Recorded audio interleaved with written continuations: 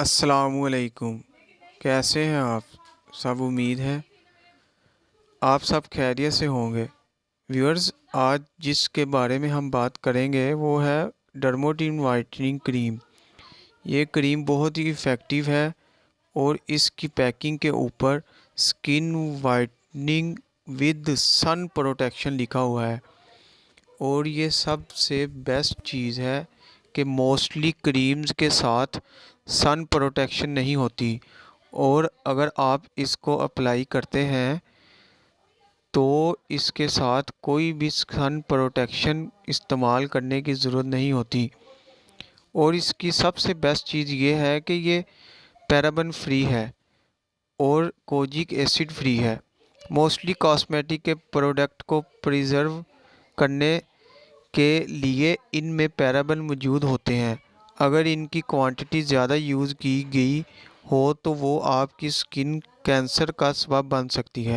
इसकी दूसरी साइड पर इसकी तमाम डिटेल और इंग्रेडिएंट्स लिखे हुए हैं।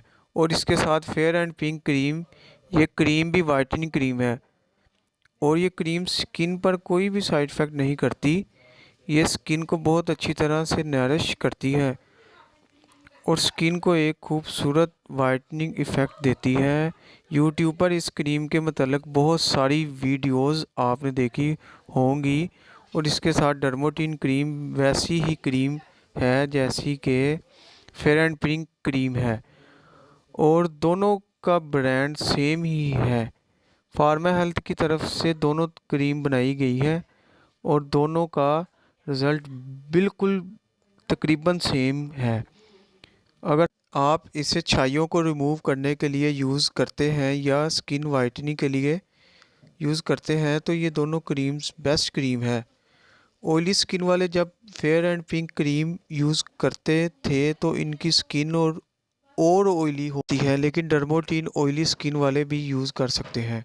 आपकी स्किन को ये अच्छे से सेट कर देती है, आपकी स्किन के ऊपर कोई ऑयल नहीं लाती। अब सवाल ये है कि आपने इसको बेस्ट वे में किस तरह यूज़ करना है।